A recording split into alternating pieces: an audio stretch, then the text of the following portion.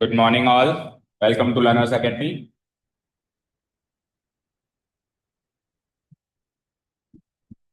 Exercise number 5.1 of your course. इसका केवल एक क्वेश्चन बचता है वर्ड प्रॉब्लम का, जो हमने कल छोड़ दिया था, फोर्थ वन, राइट? ठीक है। उसके बाद फिर हम चलेंगे नेक्स्ट टॉपिक। इसको फटाफट से खत्म करते हैं, जल्दी से चलते हैं फिर नेक्स्ट टॉपिक। तो इस क्वेश्चन के लिए मैंने कुछ घर से तैयारी करके आने के लिए कहा था। कुछ बोला था? क्या बोला था? कंपाउंड इंटरेस्ट क्या होता है पहले तो वो, और फिर वो सिंपल इंटरेस्ट से कैसे अलग होता है। Means the difference between the simple interest and compound interest, ये, राइट? तो करके आया कोई तैयारी आप में से? करके आया? चलो बताओ, कंपाउंड इंटरेस्ट क्या होता है, सिंपल इंटरेस्ट क्या होता है, पहले तो ये बताओ इंटरेस्ट।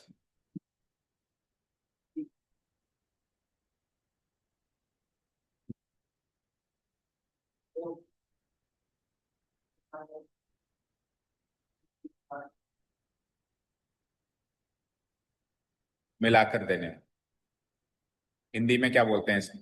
इंटरेस्ट वर्ड का हिंदी वर्ड क्या होता है? क्या? ब्याज। इंटरेस्ट को हिंदी में क्या बोलते हैं? ब्याज। सुना है आपने ये वर्ड सुना है कभी यार? ब्याज बोलो Monica, you ever heard of this word? ब्याज क्या होता है? ब्याज बताओ। किसी का पैसा यूज करने के लिए हम उसको जो चार्जेस पे करते हैं, समझे? फॉर एग्जाम्पल, मुझे बिजनेस करना है। बिजनेस करने के लिए मेरे पास पैसा नहीं है, तो मैं पैसा लूंगा किसी से, उससे बिजनेस करूंगा, समझे? फॉर एग्जाम्पल, मैंने 1 लाख रुपए मुझे चाहिए। कितने चाहिए? 1 लाख रुपए मुझे चाहिए, बट मेरे पास नहीं है। सबके पास नहीं होते हैं, मेरे पास भी नहीं है। बट मुझे बिजनेस करना है, बिजनेस में 1 लाख रुपए चाहिए ही चाहिए। ओके, तो मैंने क्या करा, सक्षम से 1 लाख रुपए ले लिया उधार। फिर 1 लाख रुपए से मैंने कर लिया बिजनेस। बिजनेस करके मैंने इसमें से कमा लिए 10,000। 1 लाख से मैंने कितने पैसे कमा लिए? 10,000। कुछ माल लेके आया मैं 1 लाख रुपए का, लेकर फिर बेच दिया। बेच दिया तो ज्यादा में बेचा, ज्यादा में बेचा तो 1,10,000 पे मैंने बेच दिया। टोटल मेरे पास 1,10,000 हो गए, जिसमें से 1 लाख तो मुझे इसको चुकाना है, वापस से लिया है तो उसको मैंने वापस चुका दी कि ले भाई तेरे पैसे। और मेरे को क्या प्रॉफिट मिला बोलो? तो मेरे पास स्टार्टिंग में क्या था? कुछ भी नहीं। स्टार्टिंग में मेरे पास क्या था? कुछ भी नहीं। आपके पास क्या था? अब आपके पास क्या है? अब मेरे पास क्या है? 10,000। तो आप कहोगे भैया मेरे पास तो कुछ भी नहीं था और तूने 10,000 रुपये कमा लिए। मेरे पास तो 1 लाख रुपया था, मेरे को तो 1 लाख का 1 लाख ही वापस मिला। तो एक्चुअली मेरे पैसे को तूने इस्तेमाल किया, पैसा तो मेरा था। इस्तेमाल किसने किया? मैंने, बिजनेस करने के लिए, कमाई करने के लिए। तेरा पैसा हालांकि मैंने तेरे को दे दिया, बट मैंने जितने टाइम के लिए तेरे से पैसा लिया है उसका मुझे कुछ चार्जेस तेरे को पे करने पड़ेंगे। तो किसी और की रकम को या अमाउंट को जब अपन यूज करते हैं तो उसपे जो चार्जेस दिए जाते हैं, that is what is called ब्याज या इंटरेस्ट। तो सक्षम बोलेगा कि भैया 10,000 कमाई हुई है, 5,000 तो मेरे को दे वापस, क्योंकि पैसा तो मेरा ही था। तो 5,000, 3,000, 4,000, जो भी हमारा रेट ऑफ इंटरेस्ट है, जो भी हमारी तय पाई हुई होगी, उसको बोलेंगे इंटरेस्ट। समझ गए क्या? हिंदी में बोलेंगे ब्याज। अब ये जो इंटरेस्ट है, हम किससे पैसे उधार लेते हैं, चलो ये बताओ। हम किससे पैसे लेकर, अच्छा, जो अपन पैसे उधार लेते हैं उसको लोन भी बोलते हैं। क्या बोलते हैं? लोन। ऑथेंटिक लैंग्वेज में क्या बोलेंगे उसको? लोन। उधार तो एक देसी भाषा हो गई, बट लोन क्या होगा? एक ऑथेंटिक लैंग्वेज होगी। तो हम किस किस से ले सकते हैं लोन या उधार?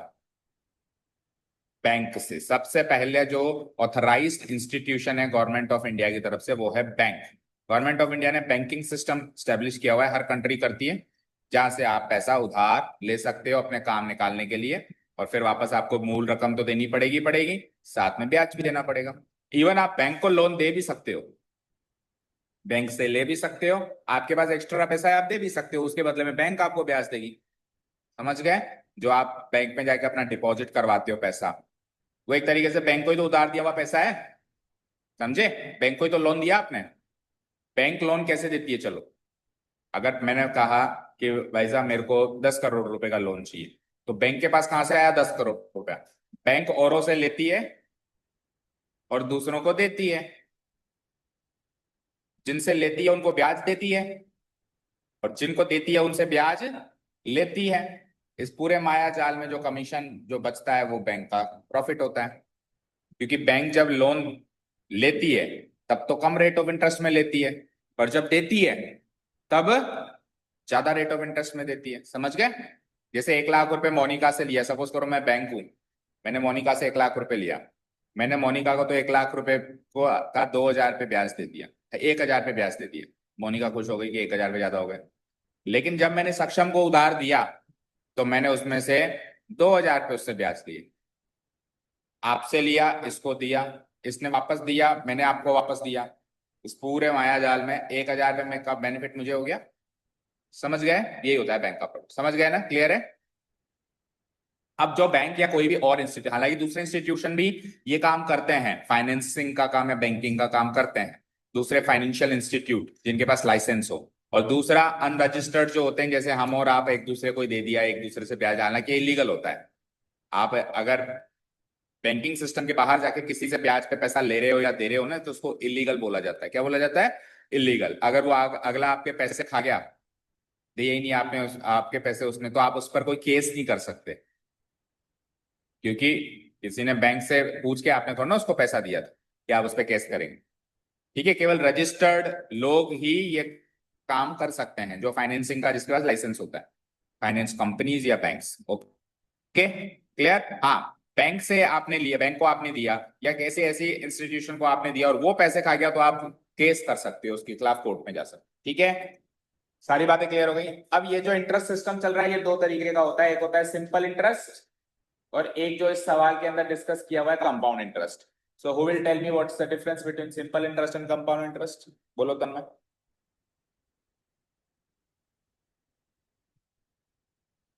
बोलो, what is the difference between simple interest and? Fix रहता है। अच्छा, ठीक है।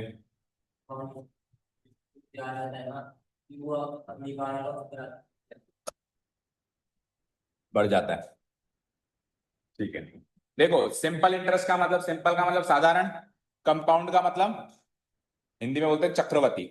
चक्रवृद्धि नहीं समझ में आया तो ऐसे समझ लेना, ब्याज पे ब्याज, ब्याज पे ब्याज।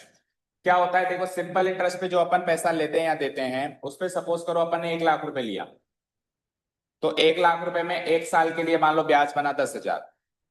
ठीक है? तो टोटल रकम कितनी हो गई?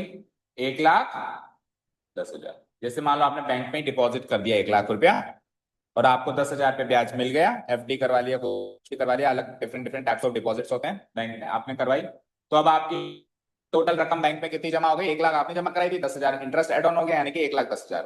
राइट? अब आप नेक्स्ट ईयर वापस उस पर इंटरेस्ट लेंगे, तो सिंपल इंटरेस्ट में ये इंटरेस्ट वापस 1 लाख पर ही लगेगा और उतना ही लगेगा 10,000। सिंपल इंटरेस्ट के केस में वो इंटरेस्ट फिक्स है, जब भी आप लेंगे तो वो जो प्रिंसिपल अमाउंट था जो आपने शुरुआत में जमा कराया था उसी पे ही वो इंटरेस्ट लगेगा। ओके, हर बार। तो आपकी रकम 10,000 और जुड़ के कितनी हो जाएगी? बोलो, 1,20,000। ये तो है सिंपल इंटरेस्ट का केस। अब कंपाउंड इंटरेस्ट में वही आपने 1 लाख रुपए लिया, सेम केस ले लेते हैं, सेम एग्जांपल। उस पे आपको 10,000 पे ब्याज मिला था, मिल गया, आपकी रकम कितनी हो गई? 1,10,000। यानी कि चाहे सिंपल इंटरेस्ट हो चाहे से कंपाउंड इंटरेस्ट हो, फर्स्ट ईयर के बाद तो दोनों में सेम रकम मिलेगी। तो 1 साल के लिए पैसा लिया दिया जा रहा है तो कोई फर्क ही नहीं पड़ता, सिंपल इंटरेस्ट पे ले लो या कंपाउंड इंटरेस्ट पे ले लो। लेकिन नेक्स्ट ईयर से फर्क आना स्टार्ट हो जाता है। नेक्स्ट ईयर ये जो इस वाले पैटर्न से जो ब्याज लगेगा वो टोटल ओरिजिनल पे नहीं लगेगा, टोटल पे लगेगा। किस पे लगेगा? 1,10,000 पे लगेगा। जैसे इसमें तो 10,000 किस पे लगा था? 1 लाख पे लगा था। इसमें किस पे लगेगा? ये 1,10,000 रुपए का, तो इसका 10% निकालो, जैसे अपन 10% ब्याज जोड़ रहे हैं, तो 10% 1,10,000 का जोड़ो तो कितना हो जाएगा? 11,000। कितना हो जाएगा बोलो? 11,000 हुआ। अब 11,000 ब्याज हुआ, तो इस केस में टोटल रकम कितनी हो गई? 1,21,000। और उस केस में रकम कितनी हुई थी आपकी टोटल? 1,20,000। तो 1,000 पे ज्यादा मिले यहाँ पे, मिले। ये 1,000 पे क्यों ज्यादा मिले? ये जो आपने पिछली साल 10,000 पे इंटरेस्ट पे कमाए थे, इस 10,000 पे का 10% निकालो जरा। 10,000 का जब आप 10% निकालोगे तो कितना आएगा? 1,000 ही आएगा। तो ये 1,000 पे इस चीज के यहाँ पे एक्स्ट्रा, उस ब्याज पर भी ब्याज मिला है आपको। जो आपने पिछले साल ब्याज कमाया है उस ब्याज पर भी ब्याज मिला है, जबकि इस केस में 10,000 रुपए पे कोई ब्याज नहीं मिला। ओरिजिनल रकम जो 1,00,000 है हर बार उसी पे ही ब्याज मिल रहा है, ब्याज पे ब्याज नहीं मिल रहा है। समझ गए क्या प्रोसेस? समझ गए? तो कंपाउंडिंग करने में हमेशा क्या होता है? कंपाउंडिंग का मतलब होता है, देखो, जैसे मेरे पास कुछ पैसा है, मैंने दिया, उसके बाद लिया, इंटरेस्ट आ गया, तो कंपाउंड हो गया, सम्मिलित हो गया। अब जो जितना पैसा हुआ उसको दूंगा मैं नेक्स्ट ईयर ब्याज में, तो उस पैसे का मुझे ब्याज मिलेगा। समझ गए ना? इसको बोलते हैं कंपाउंडिंग करना। मुझे बताओ, बैंक में सिंपल इंटरेस्ट होता है या कंपाउंड इंटरेस्ट होता है?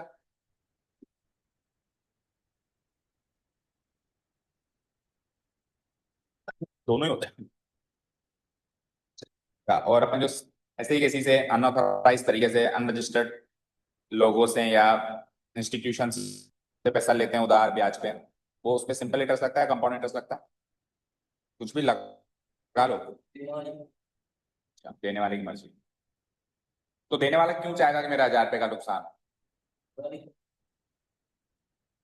तो सारे लोग ही अगर इस हिसाब से देंगे तो उसको कहीं से तो लेना ही। जरूरत तो सबको होती है, किसको नहीं होती? अगर जरूरत ही ना हो तो बैंक ही बंद हो जाए। जरूरत तो सबको होती है। ऐसे मानो कि डिमांड भी पूरी है, सप्लाई भी पूरी है। ऐसे मत सोचो कि डिमांड सप्लाई है ही नहीं। लेने वाले भी बैठे हैं, देने वाले भी बैठे हैं।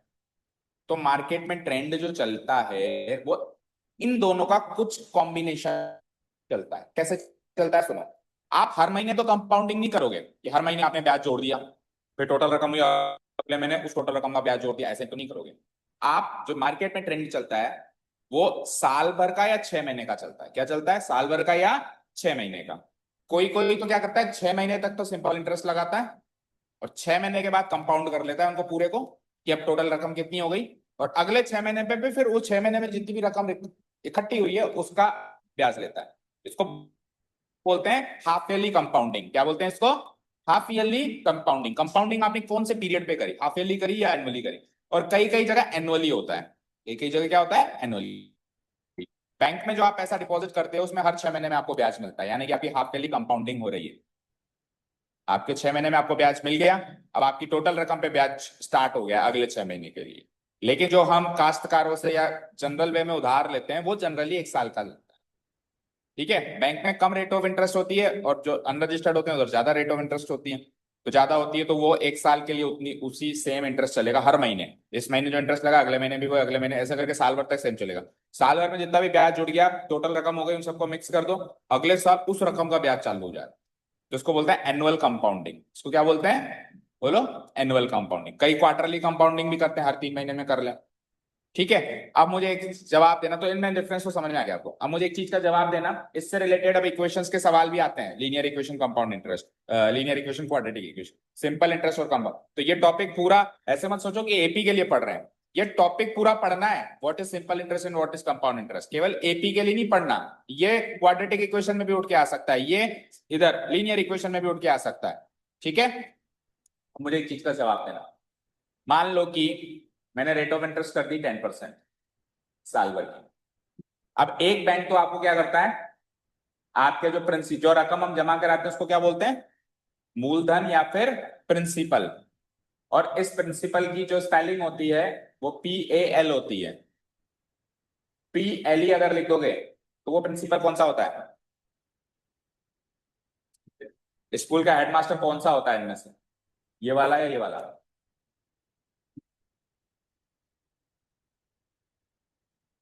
नीचे वाला। ऊपर वाला हेडमास्टर है, नीचे वाला कौन है? मूलधन। एप्लीकेशन लिखिए कभी टू द प्रिंसिपल, तो ये वाला प्रिंसिपल लिखा है, ये वाला प्रिंसिपल लिखा है, याद करो। अच्छा दोनों ही लिख देते हैं, कोई ध्यान नहीं देता हाँ? बोलो मोनिका कौन सा लिखते हो, याद ही नहीं है। देखो नीचे वाला प्रिंसिपल है ना, वो होता है हेडमास्टर, और टीएलई वाला प्रिंसिपल है ना, वो होता है हमारा होता। ठीक है, तो ये प्रिंसिपल अमाउंट, वैसे जनरली मैथ्स में कोई फर्क नहीं पड़ता, आपने एल एल लिखा है, लेकिन मान लो कोई ग्रामर का ही पेपर है, इंग्लिश ग्रामर का या लैंग्वेज सब्जेक्ट का पेपर है, तो वहां पे फर्क पड़ जाता है, वहां मार्क्स भी कट जाते हैं। ठीक है, तो ये जो प्रिंसिपल अमाउंट है बेटा, आपने बैंक्स को दे दिया, मतलब आपने डिपॉजिट करा दिया बैंक में। अब एक बैंक को आपको 10% जोड़ के at the end of the year, after 1 year, वो आपको पैसा दे देती है। और दूसरा जो स्कीम है या दूसरी जो बैंक है, वो सेम प्रिंसिपल या कितना भी प्रिंसिपल आप जमा कराओ, उस पे वो क्या करती है, 10% को दो हिस्सों में तोड़ देती है, 5%, 5%। 6 महीने के बाद 5%, और 6 महीने के बाद दोबारा 5%। समझ आया? तो ये टोटल अमाउंट यहाँ पे आफ्टर 1 ईयर मिल गया आपको।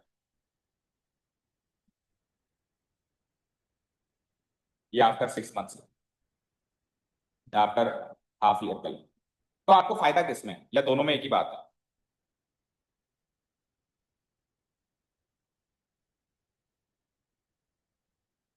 किसमें फायदा है, या दोनों में सेम चीज है कि सर 10% एक साल के लिए जोड़ लो, या 6 6 महीने में 5 5% जोड़ लो, या तो 12 महीने का जोड़ लो, या फिर 6 6 महीने का रेट ऑफ इंटरेस्ट आधी कर दो, क्योंकि 6 महीने में ब्याज देगा तो ऑब्वियसली रेट ऑफ इंटरेस्ट आधी करेगा ही ना, तो आधी कर दी मैंने। किसमें ज्यादा फायदा है? ऐसे सवाल आते हैं एंट्रेंस एग्जाम्स।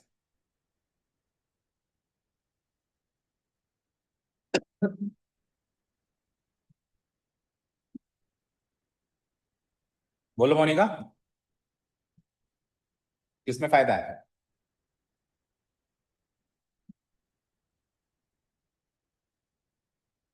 सेकंड वाले में फायदा है। कितना? कितना? रेट ऑफ इंटरेस्ट में बताओ। इधर तो ओवरऑल रकम का 10% ब्याज मिलेगा, इधर ओवरऑल रकम का कितना ब्याज मिलेगा, या वही 10% ही मिलेगा?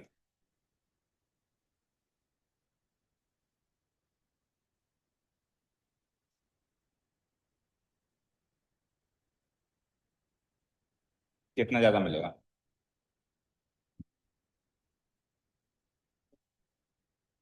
0.10, यानी कि इधर 10.10 मिलेगा। कहने का मतलब ये हो गया 10.10, हाँ, 10.30।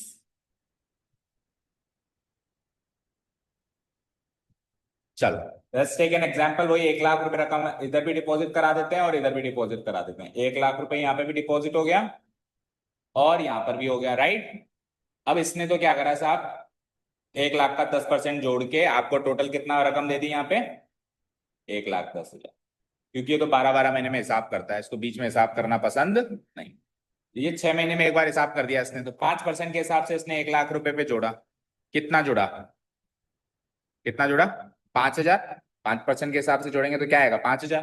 तो ये इस पोजीशन पे आपकी रकम कितनी हो गई, 1,05,000 हो गई 6 महीने के बाद। बोलो। अब इसने एक बार हिसाब कर लिया, तो नेक्स्ट हिसाब तो अब 1,05,000 के हिसाब से चलेगा ना। एक बार अपन हिसाब कर लेते हैं, तो भैया मेरी रकम इतनी हो गई ना, अब 1 लाख थोड़ा ना बची, तो जो 5% जुड़ेगा वो 1,05,000 का जुड़ेगा। जोड़ो कितना बना, इसका 5% निकाल लो।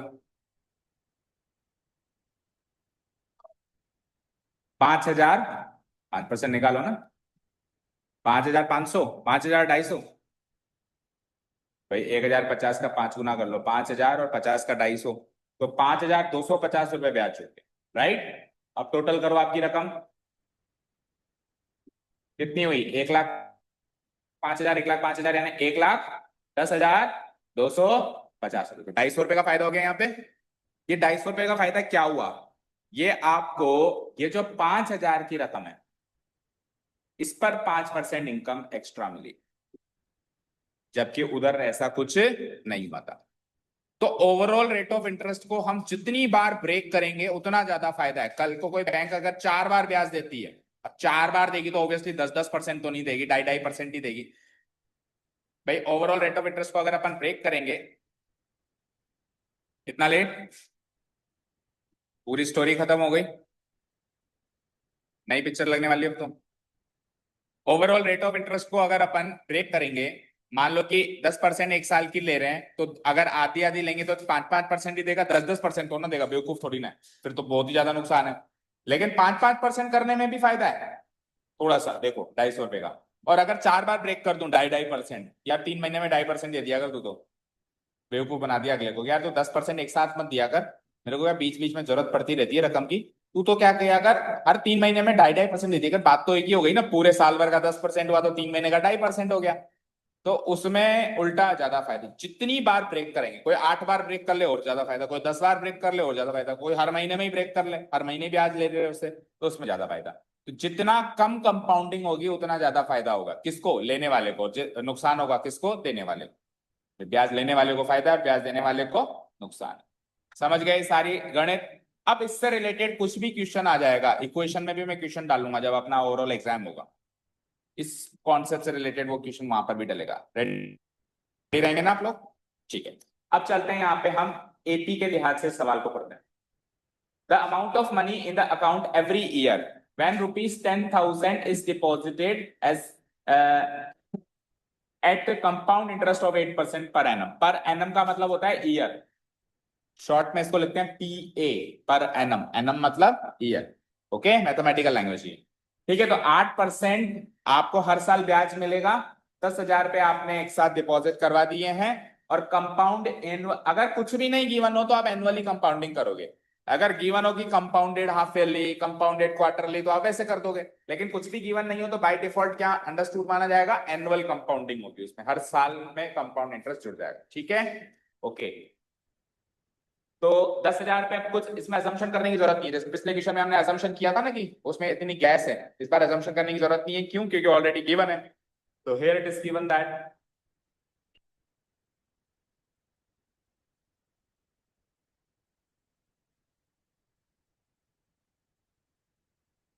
amount of money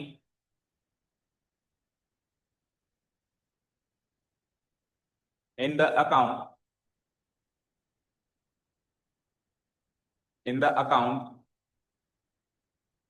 initially, initially मतलब शुरुआत में है ना, इनिशियली। इसको A1 ले लेते हैं। कितना गिवन है? ₹10,000।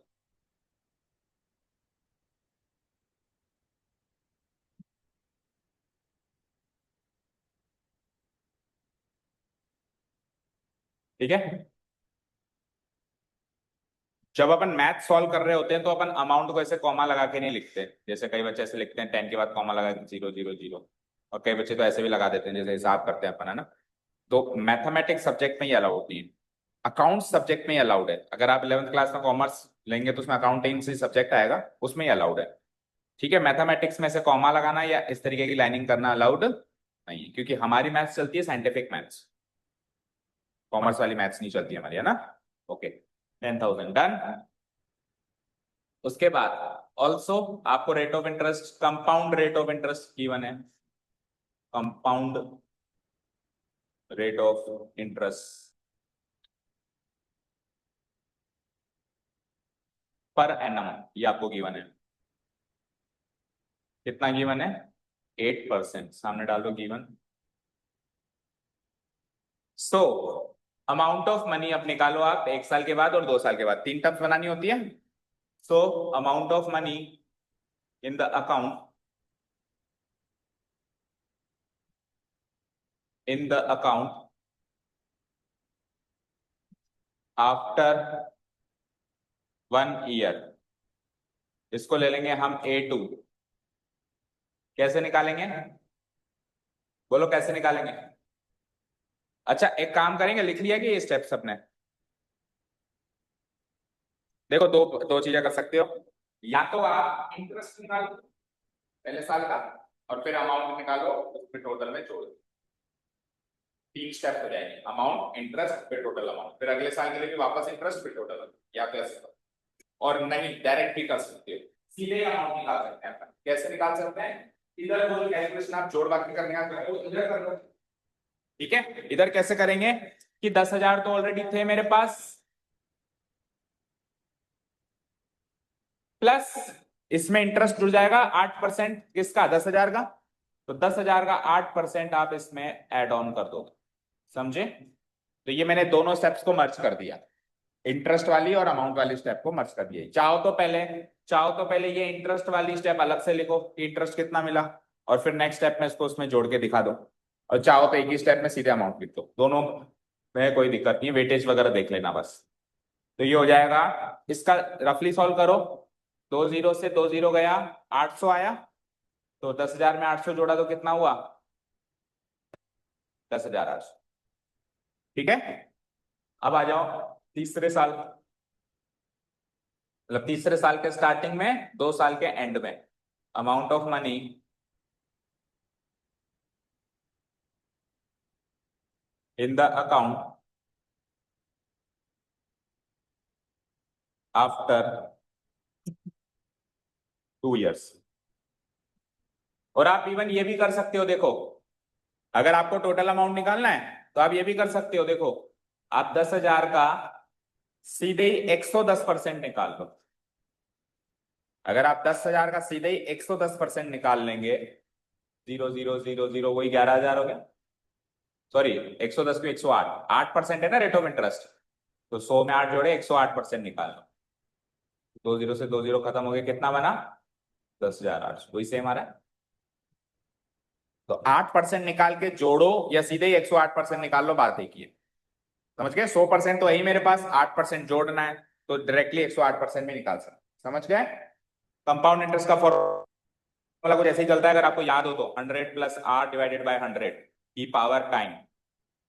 तो ये 108% ही तो हो गया, और जितने साल के लिए भी हुआ, 2 साल 3 साल, उतनी बार 108% करते जाओ रकम का। तो कंपाउंड इंटरेस्ट का फॉर्मूला भी कुछ ऐसे ही बना हुआ है। ठीक है, समझ आया? चलो आफ्टर 2 years निकालते हैं, दैट इज A3। ये कैसे निकालेंगे? अब तक हमारे पास टोटल अमाउंट कितना जमा हो गया? 10,800, है ना? इसमें आप इसी रकम का 10,800 का ही कितना और ऐड ऑन कर देंगे? 8%। इसको सॉल्व करेंगे तो it will be equal to what? 00 से 00 फिर गया, तो कितना आया ये? 10,800 प्लस 108 इंटू 8 कितना होता है? 8 8 64, 8 1 8, 864। इसको ऐड करेंगे तो ये बन जाएगा कितना? 11,664। सही है क्या?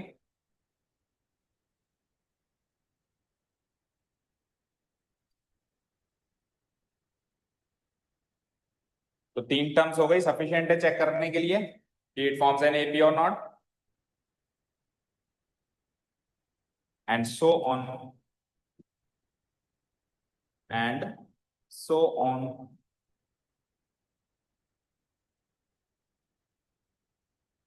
ठीक है, so the list of the numbers involve is,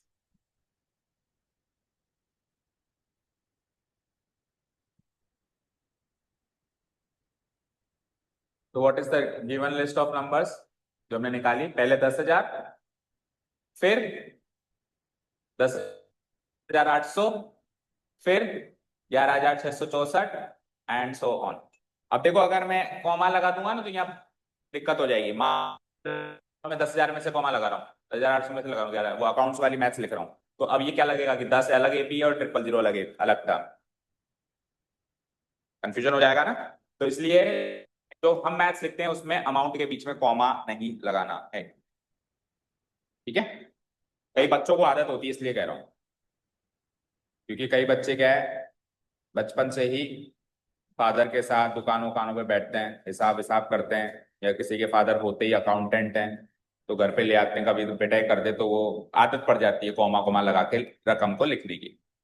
ठीक है, हाँ जी। अब कॉमन डिफरेंस निकाल लेते हैं। Now the common difference, that is D.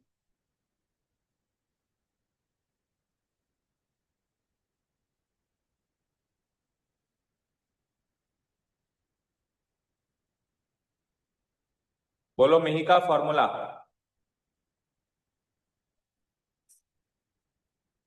n-1। हाँ, अब an-1 ऐसे। पॉज कहां देना है वो बताओ।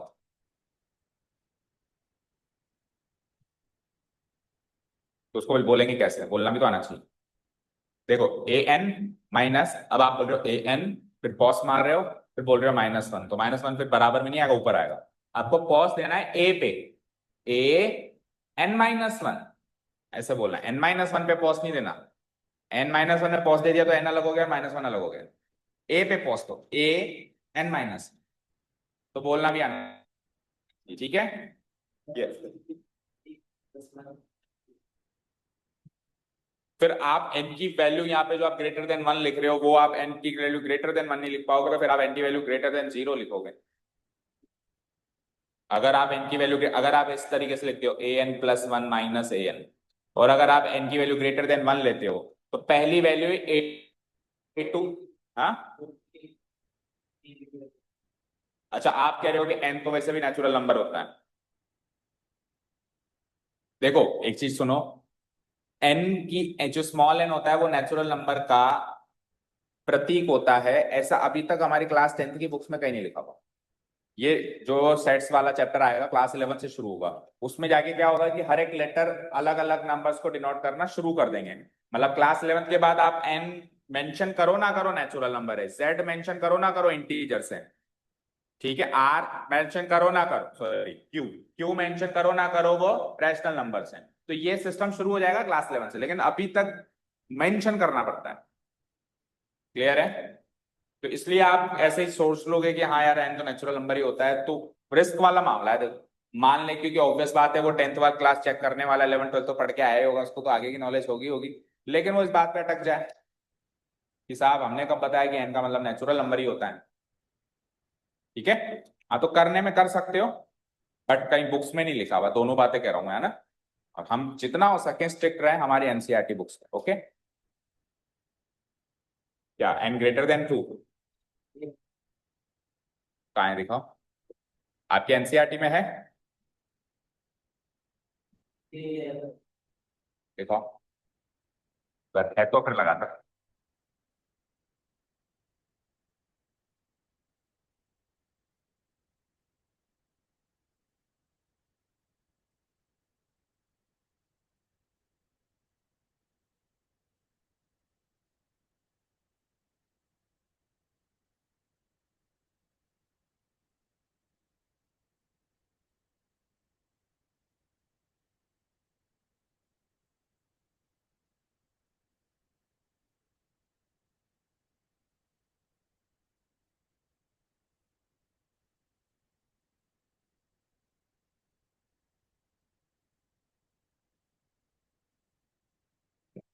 तो 1 से बड़ा नेचुरल नंबर क्या हो जाएगा?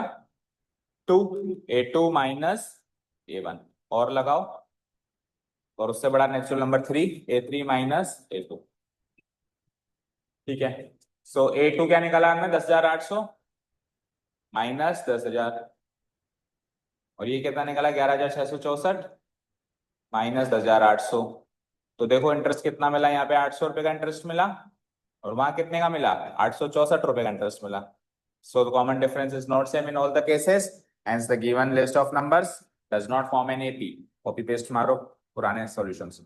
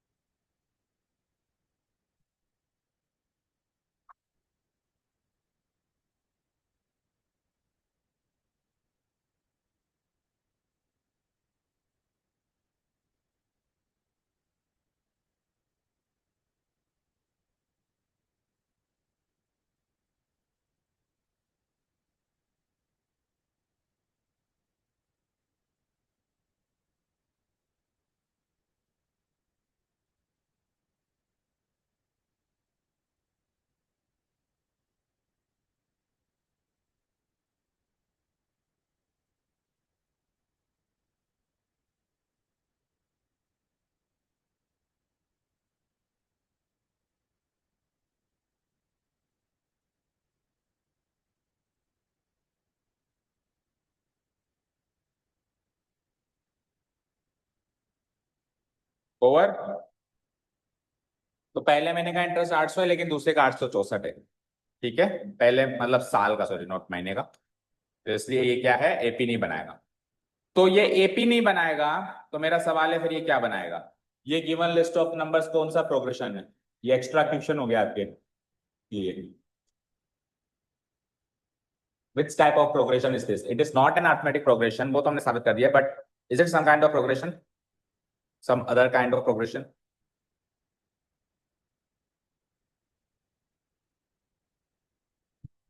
नहीं, बोलो, कोई तो है। एक प्रोग्रेशन के बारे में और बताया था ना आपको, जीपी। देखो इसका 108 गुना है ये, मतलब इसका 1.08, अगर आप इसको 1.08 से मल्टीप्लाई करें तो ये मिलेगा। फिर इसको अगर आप वापस 1.08 से मल्टीप्लाई करें तो ये मिलेगा, चेक कर लो। अभी अपन ने करके जो देखा 108% उसका, तो सबका 108% हो रहा है, गुणा हो रहा है। इसको भी 108/100 से गुणा करो, इसको भी 108/100 से गुणा करो, इसको भी 108, तो क्या बनेगी? जीपी बनेगी। ठीक है, तो अब दो बातें हमेशा याद रखना, कंपाउंड इंटरेस्ट में हमेशा जीपी बनेगी, अगले साल के लिए काम आएगा आपको। और एपी बनानी है तो फिर सिंपल इंटरेस्ट रखना पड़ेगा। अगर इसी सवाल में कल को कंपाउंड की जगह सिंपल आ जाए तो भैया यस करके आना कि yes it forms an AP. ठीक है, तो कुछ बातें डायरेक्टली याद होनी चाहिए, क्योंकि अगर सिंपल इंटरेस्ट होता तो बताओ क्या चेंजेस होते, जल्दी से बताओ। सिंपल इंटरेस्ट होता तो ये चेंज हो जाता मेरा कि यहाँ पे जो ये आप 10,800 का निकाल रहे हो, ये वापस 10,000 का ही निकलता, ओरिजिनल रकम का निकलता। सिंपल इंटरेस्ट में तो मेन प्रिंसिपल अमाउंट का ही निकलता है ना, तो 10,000 का ही निकलता, तो फिर से वापस वही तो आता 10,800, और मतलब 11,000, कितना आता? 64, 11,600 आता। तो अब देखो इक्वल अमाउंट ही एड ऑन हो रहा है, 800 इधर एड ऑन हो रहा है और 800 इधर एड ऑन हो रहा है। तो सिंपल इंटरेस्ट के केस में सेम सेम इंटरेस्ट ही जुड़ेगा हर बार, क्योंकि सेम सेम अमाउंट पे इंटरेस्ट लगेगा। कंपाउंड इंटरेस्ट में हमेशा बड़े हुए अमाउंट पे इंटरेस्ट लगेगा, तो हमेशा इंटरेस्ट चेंज हो जाएगा, बढ़ जाएगा मतलब। तो कंपाउंड इंटरेस्ट में जीपी और सिंपल इंटरेस्ट में एपी। याद रह जाएंगी बातें। चलो नेक्स्ट टॉपिक नोट डाउन करो फटाफट। ये हमारी एक्सरसाइज यहाँ पे इंट्रोडक्टरी खत्म होती है, including the word problems. The next next page से हेडिंग डालो, न्यू टॉपिक, यानी सेकेंड एक्सरसाइज का इंट्रोडक्शन कर रहे हैं। ठीक है, this is the official introduction of exercise number 5.2। 5.2 का इंट्रो है।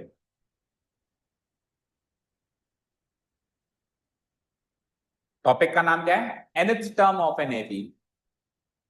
nth टर्म या nth टर्म जैसे भी पढ़ो, nth टर्म जो भी पढ़ो, nth term of an AP. देखिए,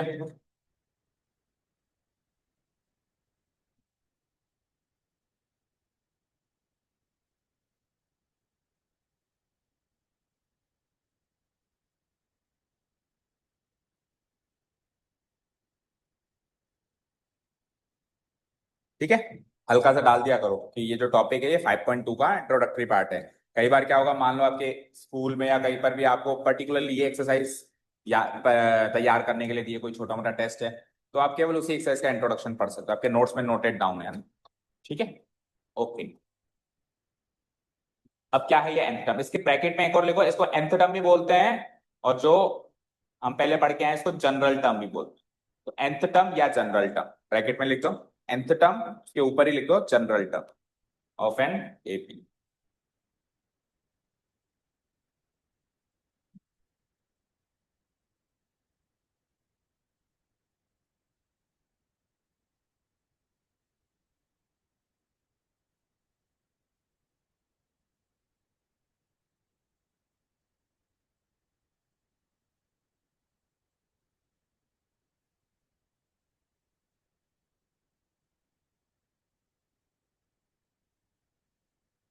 ठीक है, देख लिया, ओके। अब कहीं ना कहीं ये वाला टॉपिक कहने के लिए तो अलग टॉपिक है, पर हम फर्स्ट एक्सरसाइज में इसकी 75% झलक तो देख के आए। ये पता है क्या कहता है? ये कहता है किसी भी एपी का एन नंबर वाला टर्म कैसे निकालते हैं। ये तो हमने फर्स्ट एक्सरसाइज के इंट्रोडक्शन में डिस्कस किया था। एन मतलब कोई भी नेचुरल नंबर, जैसे 100 एक नेचुरल नंबर है तो 100 नंबर वाला टर्म कैसे निकालते हैं। जैसे कि 10,000 एक नेचुरल नंबर है तो 10,000 वाला टर्म कैसे निकालते हैं, जैसे कि 763 वाला टर्म कैसे निकालते हैं, वो तो नेचुरल नंबर है।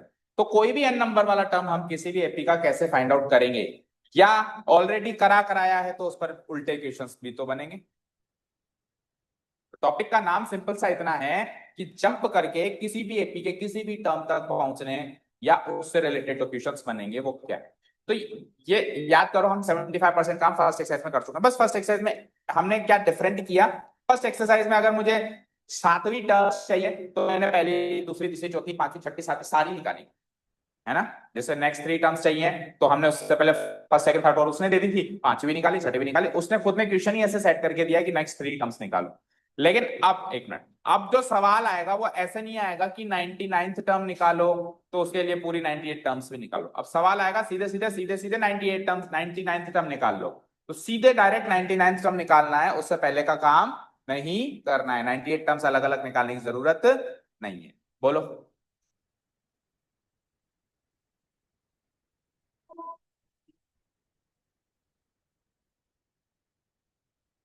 वैसे ही निकालना है जो अभी आपने बोला ना, A+99D करें 100। हाँ, पहले सीख लिया ना, लेकिन उस टॉपिक को उस बुक में थोड़ा ना मैंने बताया था, वो तो आपको उस टॉपिक को तो मैंने बताया था आपको कि ऐसे करके किसी भी टर्म तक हम पहुंच सकते हैं, समझ गए। बट बुक तो अब बता रही है, और प्लस उस टॉपिक को और अब एडवांस करेंगे ना, उस टॉपिक से रिलेटेड और बहुत सारे क्वेश्चंस बन जाएंगे। तो वो सारा इसमें डिस्कस, तो मैं खुद ही कह रहा हूँ ना, स्टार्ट करते ही मैंने क्या कहा, 75% इस टॉपिक से रिलेटेड काम हमने कर लिया है। हाँ, जो थर्ड एक्सरसाइज है उसका कुछ भी काम नहीं किया है हमने। जो थर्ड एक्सरसाइज पढ़ेंगे ना हम सब निकालना, उसका फर्स्ट या सेकंड में कहीं भी कुछ नहीं है, वो बिल्कुल फ्रेश रहेगा। लेकिन इसका हमने 75% काम कर लिया, तो आपको बहुत सरल सा टॉपिक लगेगा, पर हाँ इसमें क्वेश्चन थोड़े से एडवांस हो जाएंगे, तो उसके लिए तो रेडी रहना ही पड़ेगा। डन। ओके। तो अभी अभी आपने कहा बेटा कि 100th टर्म अगर आपको चाहिए तो 100th टर्म को A100 बोल सकते हैं, तो कैसे निकालेंगे, बोलो आपने बताया। तो फिर nth टर्म चाहिए तो कैसे निकालेंगे बोलो। 100th टर्म के लिए क्या किया, वो nth टर्म के लिए सोचो।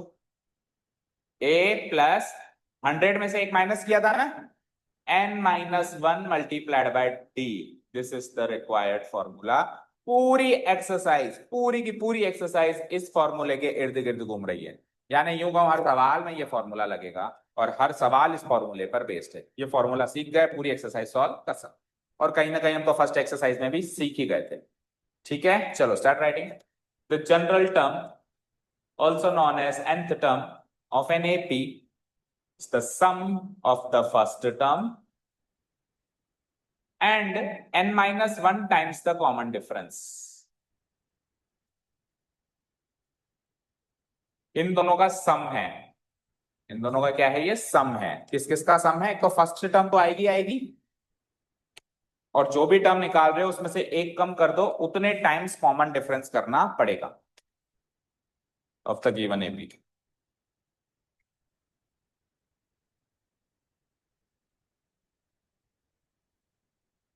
Of the given AP,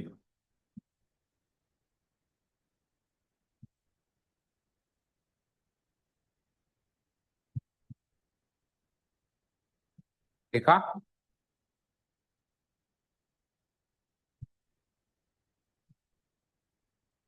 Sum of the first term and n-1 times the common difference of the given AP। लिखना तो पूरा ही है, आपने कहां तक लिखा, यहां तक लिख लिया। It is denoted by a n, small a n से इसको डिनोट कराते हैं। किसी भी एपी की जनरल टर्म को किससे डिनोट कराते हैं, ए एन। जैसे 7th टर्म को किससे डिनोट कराते हैं, A7। 10th टर्म को किससे डिनोट कराते हैं, A10। तो nth टर्म को किससे डिनोट कराएंगे, ए एन। किससे डिनोट कराएंगे nth टर्म को, ए एन।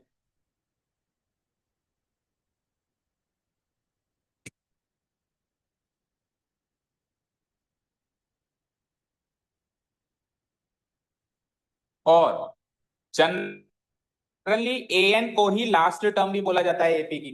अब वो कैसे, वो समझते हैं अभी। एएन को ही एपी की आखिरी टर्म भी बोला जाता है। It is also referred to as the last term of the given AP. और लास्ट टर्म को किससे डिनोट कराते हैं हम, स्मॉल एल से। तो कोई एल का फॉर्मूला पूछे या कोई ए एन का फॉर्मूला पूछे, फॉर्मूला एक ही बनता है, a plus n minus one into t. समझे? कोई ए एन का फॉर्मूला पूछे या कोई एल का फॉर्मूला पूछे, एक ही फॉर्मूला है, जनरल टर्म वाला फॉर्मूला। क्या है वो फॉर्मूला? क्या है? A plus n minus one times t. ठीक है, a plus n minus one times t किसका फॉर्मूला ये? nth टर्म का, या फिर जनरल टर्म का, या फिर लास्ट टर्म का। सबका एक ही फॉर्मूला है, कुछ भी कैसे भी करके सवाल आ जाए। अब इसको लास्ट टर्म क्यों कहते हैं? इसको लास्ट टर्म क्यों कह रहे हो सर? तो उसका लॉजिक सुनो, इसको लास्ट टर्म क्यों कह रहे हैं। अब आप खुद सोचो, अगर मैं किसी एपी की आखिरी टर्म आपसे पूछ रहा हूं, किसकी आखिरी टर्म बताओ, तो मैं आपको ये बताऊंगा कि कितनी टर्म्स हैं उसमें, जब भी तो आखिरी टर्म पूछने का मैं हकदार हूं। अगर मैं बताऊंगा ही नहीं कि उसमें 10 टर्म्स हैं, तो आप आखिरी टर्म कैसे निकालो? फॉर एग्जाम्पल देखो इधर स्क्रीन पे, देखो चीज को समझो, क्योंकि इसमें जो सवाल आएंगे ना नेक्स्ट एक्सरसाइज में, उस कौन से सवाल के लिए क्या चीज गिवन होनी चाहिए वो भी समझना पड़ेगा। तो सपोज करो हमने शुरुआत में एक एपी लिखी थी जब चैप्टर स्टार्ट किया था, 7, 10, 13, 16। ओके, सो बताओ तन्मय इसकी आखिरी टर्म क्या होगी? मिका बताओ इसकी आखिरी टर्म क्या होगी? पता नहीं, क्यों? पता कर सकते हो? आपको पता नहीं है या पता कर ही नहीं सकते? एक तो होता है कि सर होगी कुछ लेकिन मुझे पता नहीं है, एक होगी, एक ही होता है कि सर हम पता ही नहीं कर सकते। दो ऑप्शन आते हैं कई बार, एक तो होता है नन ऑफ दिस, एक आता है कांट से। तो अगर आप कांट से पे टिक कराया, नन ऑफ दिस गलत है तो भी मार्क्स कटेंगे। दो ऑप्शन तो टिक मार्क वैसे ही गलत माना जाता है, फिर दोनों में से कोई सही होगा तो भी क्या, दोनों ही गलत है। अच्छा, हाँ तो बताओ इसकी आखिरी टर्म। मोनिका आपकी क्या ख्याल है, इसकी आखिरी टर्म क्या है? What is the last term? What is the last term? नहीं पता? इनफाइनाइट है इसकी लास्ट टर्म।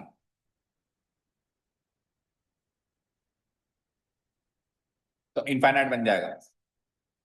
इनफाइनाइट भी नहीं कह सकते, इसका आंसर आएगा कैन नॉट बी डिटरमाइंड या कैन नॉट से।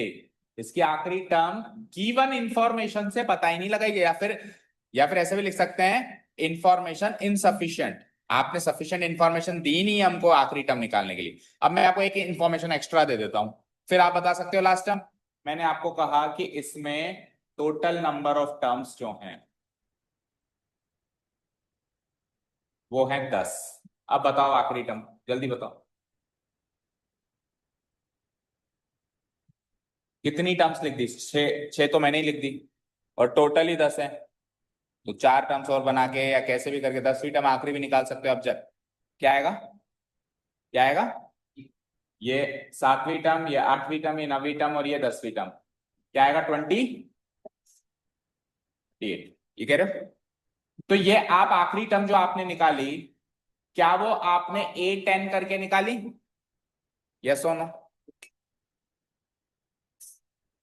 A10 ही तो लास्ट टर्म है। अगर टोटल नंबर ऑफ टर्म्स 10 है तो A10 लास्ट टर्म होगी।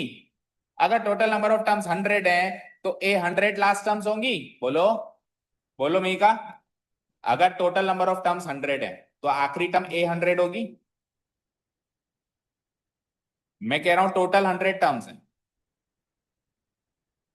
मैं कह रहा हूं टोटल 100 टर्म्स है, ये मैं कह रहा हूं आपको। ये इंफॉर्मेशन क्वेश्चन में गिवन है कि टोटल नंबर ऑफ टर्म्स कितनी है? 100। बताओ आखिरी टर्म कौन सी टर्म होगी? 100 टर्म ही होगी। कोई डाउट है क्या इसमें? मैंने कहा टोटल नंबर ऑफ टर्म्स हैं 550, तो आखिरी टर्म बताओ। A550, वो टर्म निकाल लो, वही आखिरी टर्म है। राइट? तो अगर total number of terms n है तो आखिरी टर्म an होगी। तो साबित हो गया कि लास्ट टर्म हमेशा an होता है, जहां पे n total number of terms होनी चाहिए। समझ गए ना कि an को ही LQ कहते हैं। ओके, चलें आगे। यहां तक नोट डाउन हो गया फॉर्मूला तक? The value of n in the above given formula of nth term is always a natural number, that is 1 2 3 4। ये तो हम पहले भी डिस्कस कर चुके हैं। And the letter n is also used to refer the number of terms used in that। ये note डाल के लिखो। n के बारे में कुछ ख्याल, दो नोट्स हैं। पहला नोट ये है कि ये n हमेशा हर हाल में एक नेचुरल नंबर होना चाहिए, जो कि ऑब्वियसली होगा ही।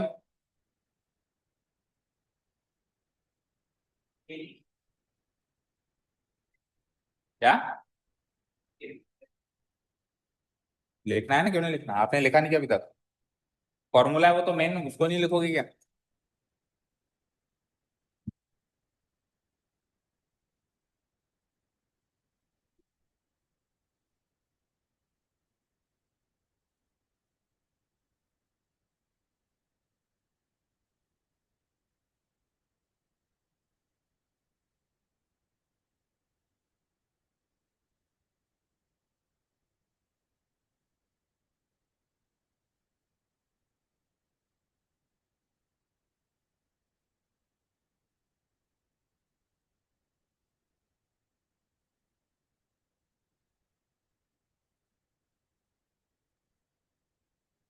लिख लिया? क्या लिखा कि n का मतलब नेचुरल नंबर है, ऑब्वियसली 1 2 3 4। और जो लेटर n है, इसको टोटल नंबर ऑफ टर्म्स के लिए भी रेफर किया जाएगा। फॉर एग्जाम्पल, किसी सवाल में गिवन है total number of terms equal to 10, तो आप वहां पे n की वैल्यू 10 ले लेंगे, समझे? ठीक है, n इक्वल टू 10 लिख सकते हो टोटल नंबर ऑफ टर्म्स, ठीक है? इसलिए तो वो लास्ट टर्म के इक्वेट की जा रही है ए एन को, ठीक है? डन, यहां तक लिख लिया? That's it. ये sum of first n terms of an AP third exercise का इंट्रोडक्शन हो जाता है। ये सेकंड एक्सरसाइज का इंट्रोडक्शन यहाँ पे। हाँ, क्वेश्चन में।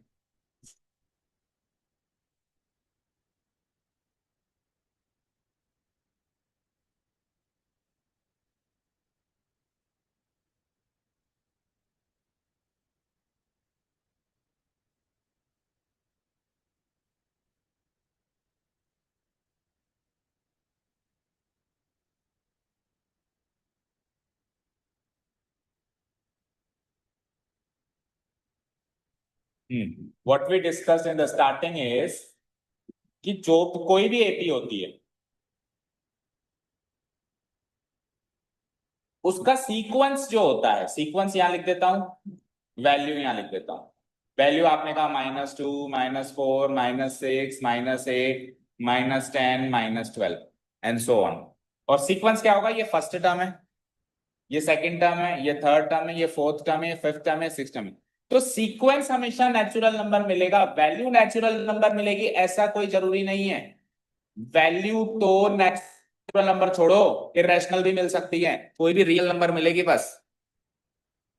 मैंने कभी नहीं कहा कि वैल्यू आपको हमेशा नेचुरल नंबर मिलेगी। उसका जो सीक्वेंस है ना नीचे का, जो आप ऐसे लिखते हो जैसे 8 10 बराबर, जैसे अभी आपने क्या लिखा था 28, तो ये ए के नीचे जो नंबर आ रहा है ये नेचुरल नंबर होना चाहिए। ये वैल्यू होती है, ये वैल्यू नेचुरल नंबर हो ऐसा जरूरी नहीं है। जैसे अभी 1 2 3 4 5 6 नंबर की टर्म बताओ, क्या है? -12। तो ये नेचुरल नंबर होना चाहिए, वो नेचुरल नंबर होने की जरूरत नहीं है। ये वैल्यू होती है, ये सीक्वेंस होता है। जो ए के नीचे लिखा हुआ है वो उसका सीक्वेंस है, जो उसके सामने उसका आंसर लिखा हुआ है, उसका आंसर उसकी वैल्यू है। तो value should be natural number, it is not compulsory. Sequence should be natural number, it is compulsory. Clear है अभी? Quickly come to exercise number 5.2 के स्टार्टिंग के क्वेश्चंस। जल्दी आओ, आज सारे लोग वैसे भी लेट आए थे।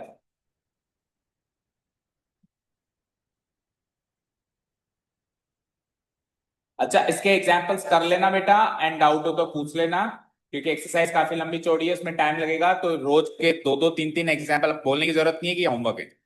रोज के एक एक दो दो एग्जाम्पल भी करोगे तो एक्सरसाइज खत्म होते होते एग्जाम्पल भी खत्म हो जाएंगे, साथ के साथ पूछते भी रहना डेली बेसिस पे। ठीक है, तो इस तरीके से बैकलॉग क्लियर किया जाता है।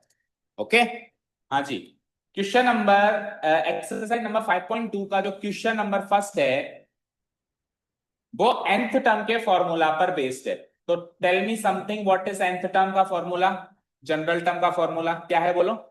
ए n equal to a plus n-1 times d, ये फॉर्मूला है।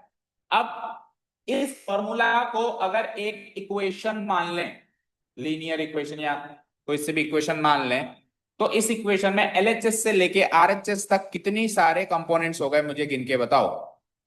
कितने कंपोनेंट्स हैं इसमें? चार। एक, दो, तीन, चार। चार कंपोनेंट से इक्वेशन बनी हुई है। बोलो बोलो। अभी जैसे हमने A6 निकाला था, तो क्या निकला था? -12 आपके इस वाले केस में। तो उसमें an की वैल्यू तो आ गई -12 बराबर। फर्स्ट टर्म क्या रखी थी आपने? -2। अभी आपने जो एग्जांपल दिया, प्लस n की वैल्यू क्या थी? छठे नंबर की टर्म थी वो, तो 6 -1, और कॉमन डिफरेंस भी आपने -2 रखा था। -2 -2 -2 कर रहे थे। तो कितने कंपोनेंट्स हो गए? 1 2 3 4। तो इस फॉर्मूला में हमेशा आपको चार कंपोनेंट्स मिलेंगे। बोलो। एक होगी एपी की पहली टर्म, एक होगा कॉमन डिफरेंस, एक होगा कौन से नंबर की टर्म आप निकाल रहे हो, और एक वो क्या निकली आंसर। समझ गए? तो ये चार चीजें हो गई। इन चार चीजों में से कोई भी तीन चीजें मैं दे दूं तो चौथी चीज आप निकाल लोगे। बस यही काम करना है इधर। देखो ए डी एन दे रखा है, ए एन पूछ लिया। ए एन और ए एन दे रखा है, डी पूछ लिया, कॉमन डिफरेंस पूछ लिया। तो फिल इन द ब्लैंक्स कर सकते हैं ना हम इसको इजीली। चलो करते हैं क्वेश्चन नंबर फर्स्ट का first part. Here it is given that, start writing. शुरू के 4-5 क्वेश्चन तो 5 मिनट के ही, फिर असली एक्सरसाइज तो कल से शुरू होगी। Here it is given that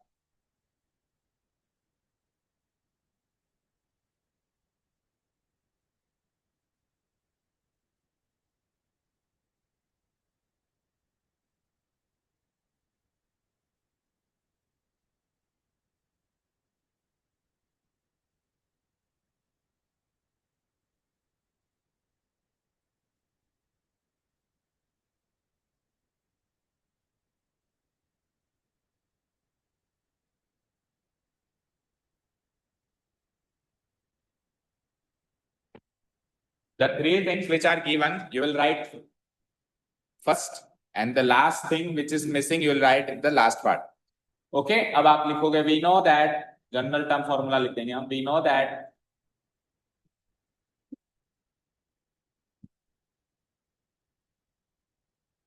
what do we know? an equal to a plus n minus 1 times d. This is what we know. अब यहाँ पे जो जो वैल्यू हमको मिसिंग है, जो जो गिवन है, वो हम पुट अप करेंगे। तो ए एन तो मिसिंग है, उसको एज इट इज लिख दो। ए गिवन है क्या? क्या 7, प्लस एन गिवन है क्या? क्या 8 -1, और डी भी गिवन है क्या? क्या 3। अब एक एक बार इधर देखो स्क्रीन पे। जब हम ये डी लिख रहे हैं, अलजेब्रिक फॉर्म लिख रहे हैं, तो इन दोनों के बीच में साइन मल्टीप्लाई का है, तो हम वो मल्टीप्लाई का साइन नहीं भी लिख रहे हैं तो चल रहा है। लेकिन जब आप डी की वैल्यू लिख रहे हो, तब यहाँ पे मल्टीप्लाई का साइन लिखना जरूरी है, क्योंकि नंबर फॉर्म में वो साइन होना चाहिए बीच में। अलजेब्रिक फॉर्म में चाहे से हटा दिया हो तो कोई दिक्कत नहीं।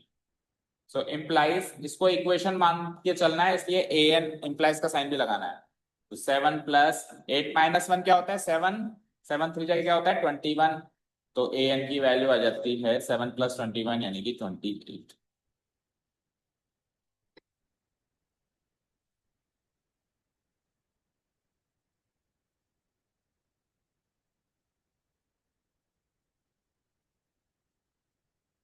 ओके, नेक्स्ट पार्ट देखो, इसका क्या है, क्या क्या गिवन है। ए गिवन है क्या नेक्स्ट में? इन चारों में से क्या गिवन है और क्या मिसिंग है बताओ। ए गिवन है क्या? कितना? बुक नहीं लाया मोनिका? -18। डी मिसिंग है, और एन गिवन है 10, और ए एन भी गिवन है 0। ओके, तो इसमें वैल्यूज पुट अप कर दो, जो जो भी गिवन क्या है।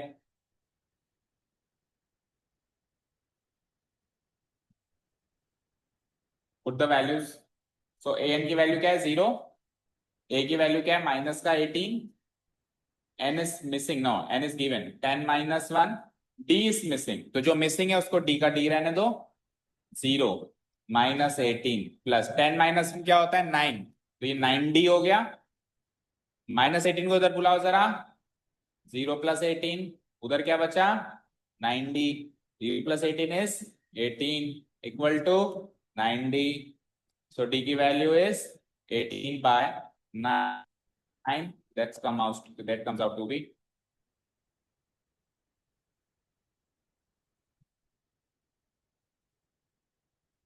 आपको लेने आए मोनिका? लेने किसको आएंगे क्या? आपको लेने आएंगे, देखो आएंगे। पापा आएंगे, फिर आपको लेकर ऑफिस जाएंगे कि? जाओ फिर, आप जाओ। थर्ड क्वेश्चन देखो।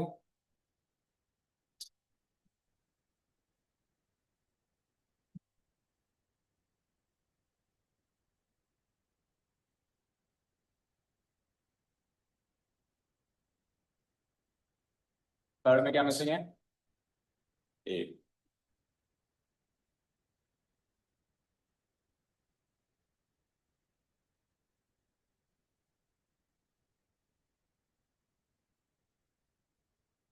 वीडियो से कवर कर लेना है सारे क्वेश्चन, छोटे छोटे से हैं, तीन चार चार पांच क्वेश्चन।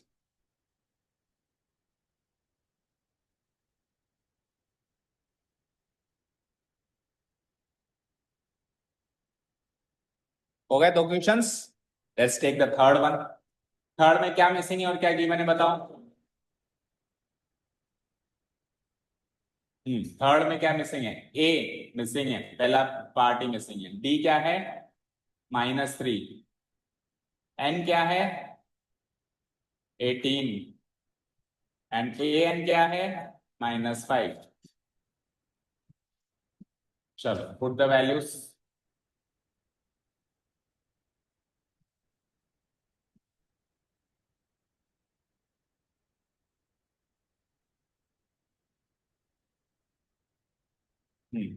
सो ए एन की वैल्यू पुटअप करी मैंने -5। ए की वैल्यू क्या है? मिसिंग है। एन की वैल्यू क्या है? 18 -1 इंटू डी की वैल्यू क्या है? -3। -5 ए प्लस 17 इंटू -3 क्या होता है? -51। 73 या 51 होता है। -51 को इधर बुलाओ। -51 को इधर बुलाओ। तो -5 तो उधर ऑलरेडी है। -51 इधर आएगा तो +51 हो जाएगा। उधर बच गया ए। तो ए की वैल्यू आ गई 51 -5 यानी कि 46। समझ आया?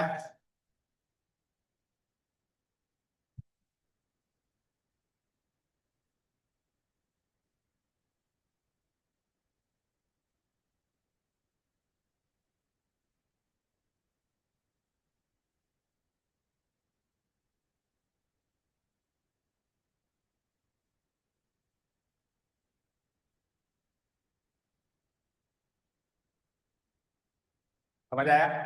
तो बेसिकली क्या कर रहे हैं बताओ, मुझे कोई बताएगा? जो भी पार्ट मिसिंग है, जैसे ए मिसिंग है तो उसको आइसोलेट कर रहे हैं। आइसोलेट करने का मतलब क्या होता है कि ये ए है, को अलग कर रहे हैं। अलग कैसे करेंगे भैया? पहले दूसरा, फिर दूसरा, फिर दूसरा, फाइनली अलग रहेंगे। ठीक है, बॉक्स बंद करने के लिए किसने बोला? ऐसा तो बोला ही नहीं। हाँ, फोर्थ वाला देखो। अब फोर्थ वाले में एक स्पेशल चीज देखेंगे। फोर्थ वाला किया क्या किसी ने? क्या है? ए क्या है? -18.9। डी क्या है? 2.5। एन क्या है? मिसिंग। और ए एन क्या है? 3.6। सारे बच्चे अपने आप ट्राई करो उसको।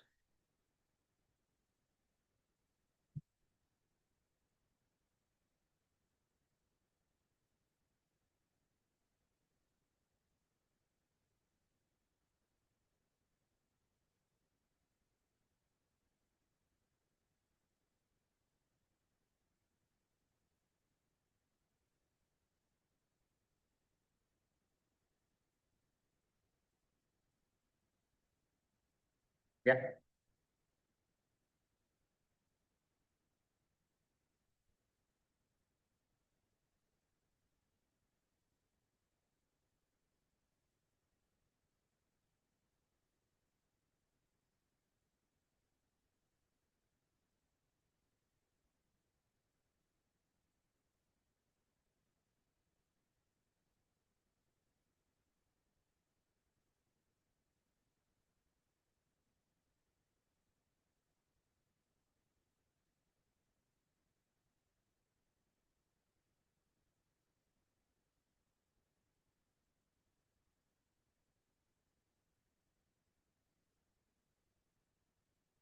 हुआ।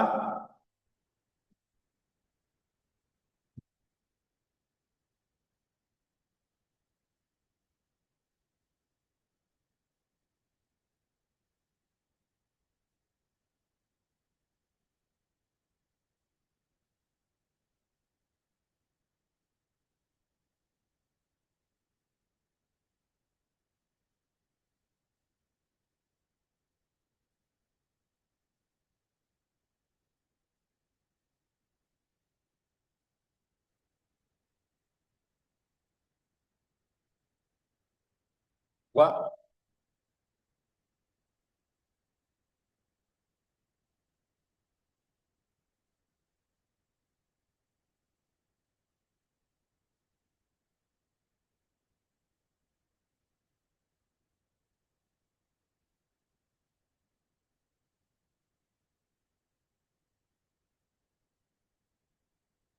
चलो देखो इधर, ये अरेंजमेंट करने के बाद एक तरीका तो ये है कि 3.6 यहाँ लिखा हमने, -18.9 वहां लिखा हमने, और 2.5 को दोनों से मल्टीप्लाई कराया, तो 2.5 इंटू एन कितना होता है, 2.5n, और 2.5 को -1 से मल्टीप्लाई किया तो माइनस का 2.5।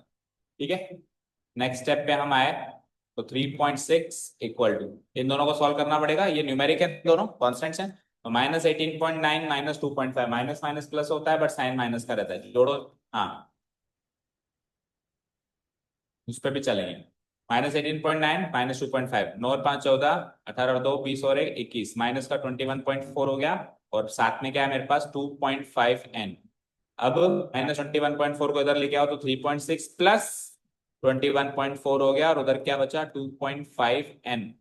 इसको सॉल्व किया, ऐड करो इसको, तो 21 और 3 24, 24 और 1 ये 25, 25 इक्वल टू 2.5n मिला। तो यहां से n की वैल्यू निकालेंगे तो 25 डिवाइडेड बाय 2.5, 2.5 को लिख सकते हैं 25/10, तो 10 ऊपर आ गया, 25 से 25 कैंसिल आउट होके n की वैल्यू मिली 10। तो कितने ऐसे बच्चे हैं जिन्होंने इस वाले प्रोसेस से सॉल्व किया, इसमें भी लिखेंगे। और दूसरा प्रोसेस ये है कि यहां से आपने 3.6 equal to -18.9 plus n -1 into, पहले स्टेप तो सेम ही रह गया, दूसरी स्टेप में आपने इसको मल्टीप्लाई करने की बजाय आपने सर की बात को याद किया कि सर एन की वैल्यू दी है ना, तो एन को आइसोलेट करना है। एन को आइसोलेट करने का मतलब है इससे जुड़े हुए सारे लोगों को उधर भेजना है, तो एक एक करके भेजना शुरू करो। तो सबसे पहले हम क्या करेंगे, -18.9 को उधर भेजेंगे। अच्छा, -18.9 को उधर भेजेंगे या इंटू 2.5 को उधर भेजेंगे, दोनों में से पहले क्या करेंगे, कुछ भी कर लेंगे। तो माइनस इंटू 2.5 को उधर भेज दें एक बार, तो इंटू 2.5 उधर जाके डिवाइड 2.5 हो जाएगा, इंटू का तो उल्टा डिवाइड ही होता है ना। फिर इधर क्या बचा, -18 पॉइंट प्लस n-1, इससे आ जाएगा आंसर,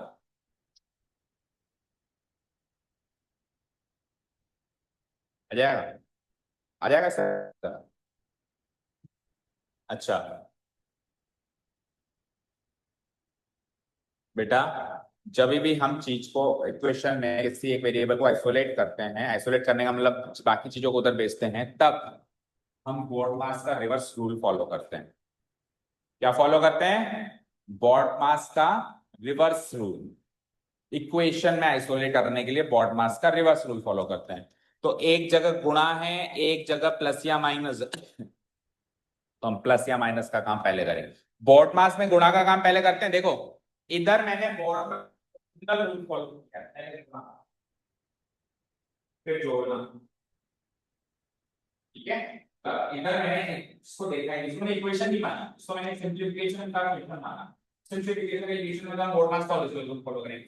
लेकिन जब मैंने इसको इक्वेशन मानी और उधर देना चाहा चीजों को, तो हम उल्टा रूल फॉलो करेंगे, तो इनटू से पहले इसको भेजेंगे, कभी भी इंटू 2.5 को पहले नहीं भेज सकते, कभी भी। ओके, सो ये पहले उधर जाएगा, तो ये क्या बन जाएगा 3.6 प्लस 18.9, अब क्या बचा वहां पे n-1 इंटू 2.5। ओके, इन दोनों को जोड़ोगा, कितना हुआ, 9 से 15, 18 3 21 और 1 22, 22.5 हो गया, n-1 इंटू 2.5। अब वापस देखो आदित्य यहाँ पे, अब -1 का +1 उधर भेजें या इंटू 2.5 का डिवाइड बाय 2.5 उधर भेजें?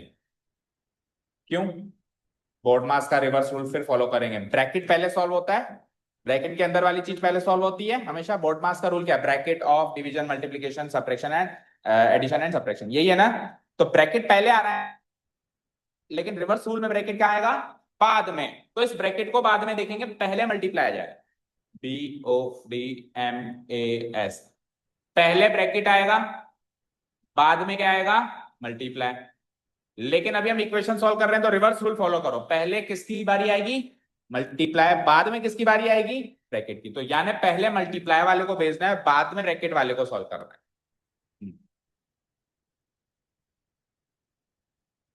हाँ।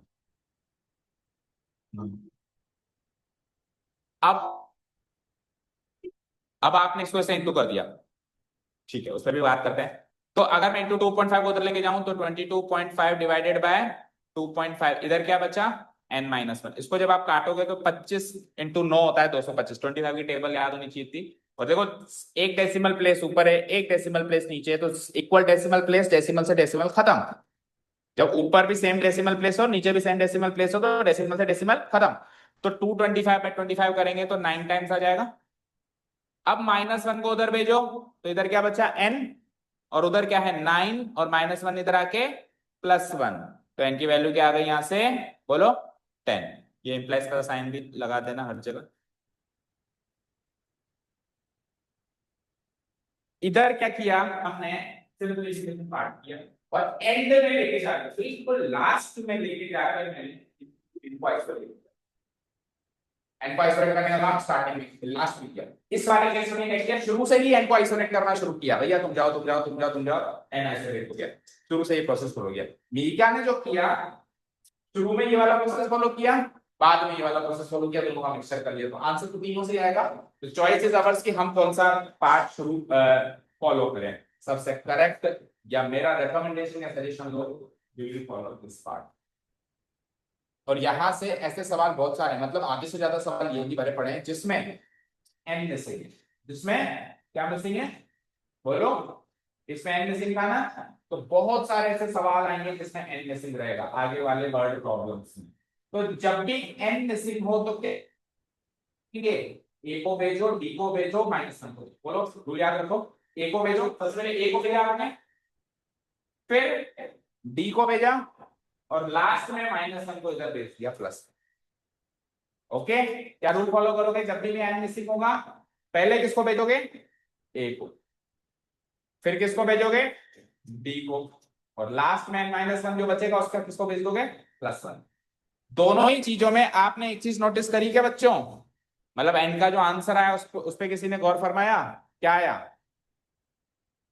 क्या है? 10, नेचुरल नंबर। तो शुरू के 3 सवालों में कभी ए मिसिंग था, कभी डी मिसिंग था, कभी एन मिसिंग था। तो इसका आंसर कुछ भी आ सकता है, कुछ भी आ सकता है, कुछ भी आ सकता है। पर जब एन मिसिंग है तो इसका आंसर नेचुरल नंबर ही आना चाहिए। नहीं आया तो आपने कोई ना कोई गलती करी है। रीचेक करो उसको। ठीक है? अगर ए मिसिंग है जो आंसर आया ठीक है, डी मिसिंग है जो आंसर आया ठीक है, ए एन मिसिंग है जो आंसर आया ठीक है, लेकिन एन मिसिंग है, दिमाग की घंटी बज जानी चाहिए कि भैया एन मिसिंग है। इस बार थोड़ा ध्यान से रखना है। एन मिसिंग है, एन का आंसर नेचुरल नंबर ही आना चाहिए। ओके, फिफ्थ क्वेश्चन जो है वो होमवर्क मार्क करो, और सेकंड क्वेश्चन पे आओ फटाफट।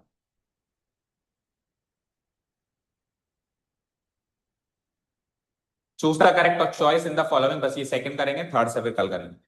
अब आपको क्या सेम होगा, वही सवाल है, बस आपको ऑप्शंस दे रखे हैं। फटाफट से खत्म करो। तो आपको क्या दे रखा है? 30th टर्म आपसे पूछी है। देखो, मिनिमम 3 टर्म्स गिवन है क्या सब में? 3 टर्म्स जिसमें गिवन नहीं हो एक्सेप्ट ही मत करना, सवाल ही एक्सेप्ट मत करना, नहीं चाहिए तेरा सवाल। एपी चाहिए तो 3 टर्म्स चाहिए शुरू की, है ना? या कोई सी भी, शुरू की नहीं, कोई सी भी चाहिए। अगर शुरू की दे रहा है तो 3 टर्म्स, और बीचों बीच की दे रहा है तो फिर सीक्वेंस के साथ 2 टर्म्स भी चलेंगी, पर सीक्वेंस के साथ देनी चाहिए, है ना? चलो, तो here the given AP is.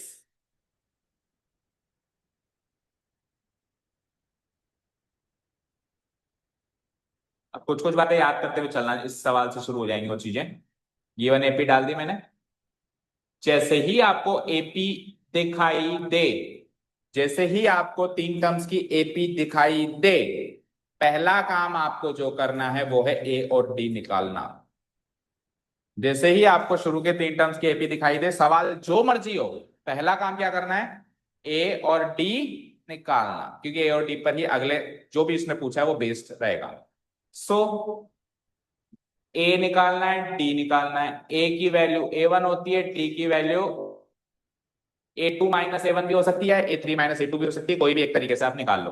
A1 क्या है 10, और ये हो जाता है 7 माइनस 10 यानी कि -3। तो ये काम तो आपको एपी देखते ही कर देना। कर दिया? कर दिया? सबने कर दिया? कर दिया हो तो फिर मैं जो सवाल पूछ रहा हूँ उसका जवाब देना।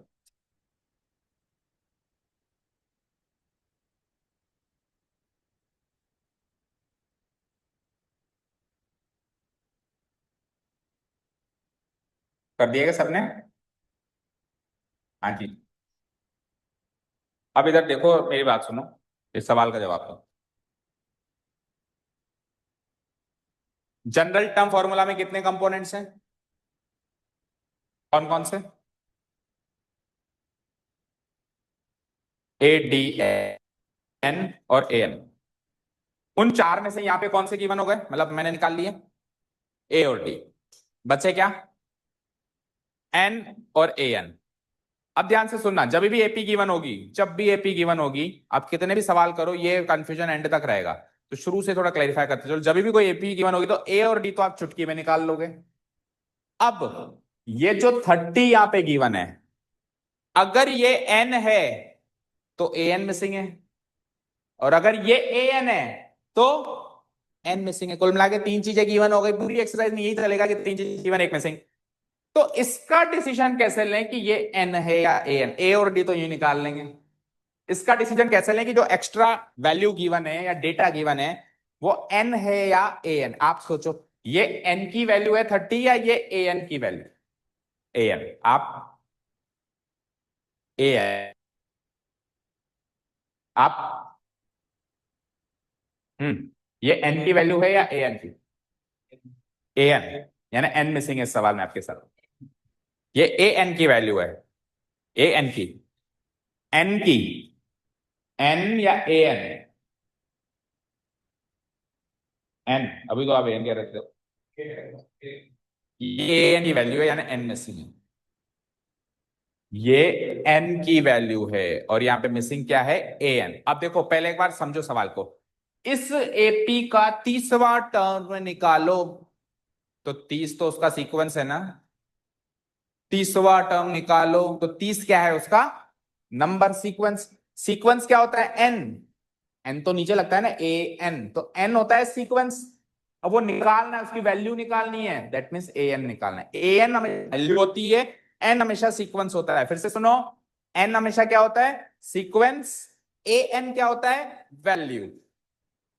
तो 30वां टर्म निकालो तो तीसरा नंबर का नंबर वो खुद कह रहा है 30वां नंबर, तो सीक्वेंस दे दिया उसने। अब भी कंफ्यूजन हो, क्योंकि हमेशा रहता है, एंड तक ही रहता है।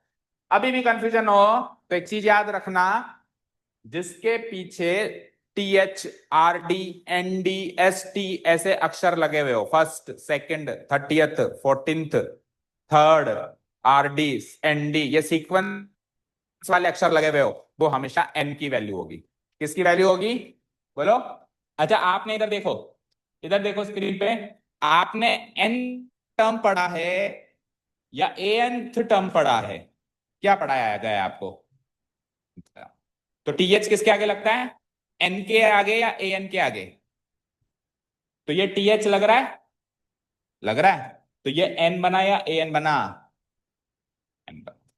तो ये सारे हिंट्स लेके हमको आगे बढ़ना है। तो कुल मिला के इसमें 30th टर्म निकालनी है, दैट मींस N गिवन है और AN मिसिंग है। कर दो तो काम।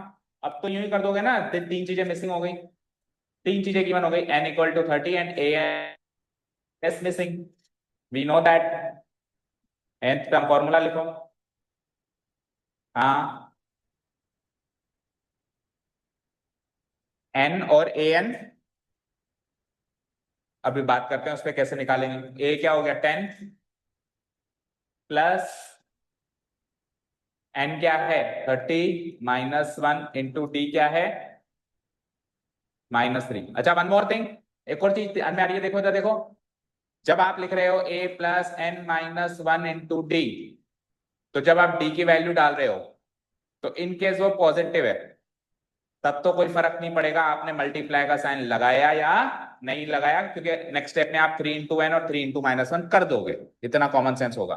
लेकिन इनकेस अगर डी नेगेटिव है, इनकेस अगर डी क्या है, जैसे इस केस में नेगेटिव है, तो अगर अब आपने मल्टीप्लाई का साइन नहीं लगाया तो तबाह हो जाएगा बड़ा वाला, क्योंकि अगर अब आप मल्टीप्लाई लगाते हो तो उसका मीनिंग डिफरेंट है, और मल्टीप्लाई नहीं लगाते हो तो भैया ये तो आपने n -1 -3 n -4 कर दोगे आप अगली स्टेप में इसको सॉल्व करके। तो इस कहानी से क्या शिक्षा मिलती है, डी की वैल्यू जब भी लिखो पहले मल्टीप्लाई साइन लगा दो, तो उससे रिस्क नहीं रहता तो पॉजिटिव हो या नेगेटिव।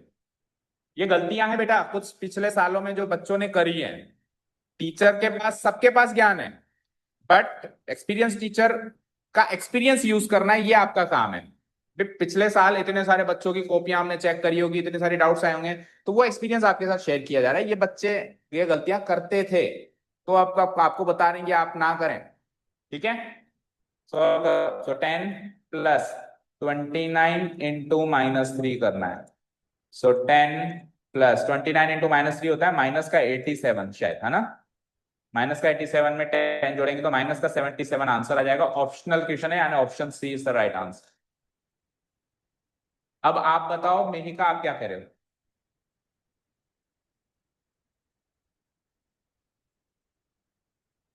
ए एन तो वैसे भी निकालना है ना, कैसे करेंगे, चलो बताओ आप बताओ आपने क्या किया।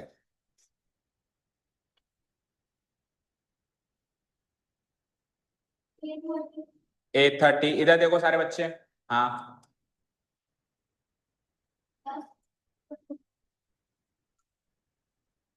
ये किया आपने, फिर ए की वैल्यू लिखी आपने, फिर 29 की वैल्यू लिखी आपने, और डी की वैल्यू क्या लिखी, ये किया आपने, बोलो यही किया क्या। और मैंने क्या किया,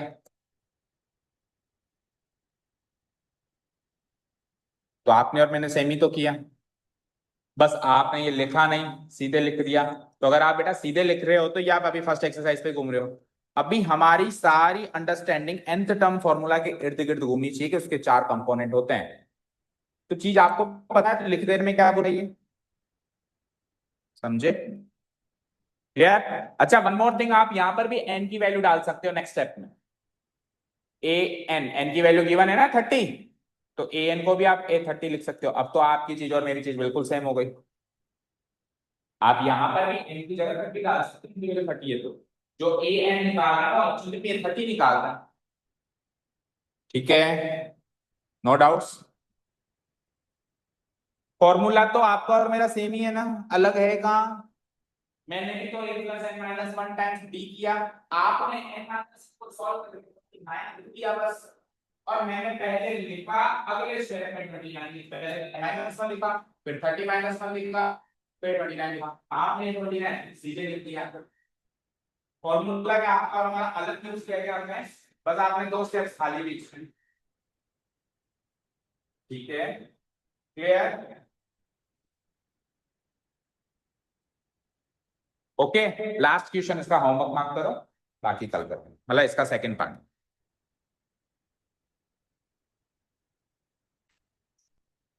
इसका सेकंड पार्ट होमवर्क मार्क कर लो, हो जाएगा ना, बोलो।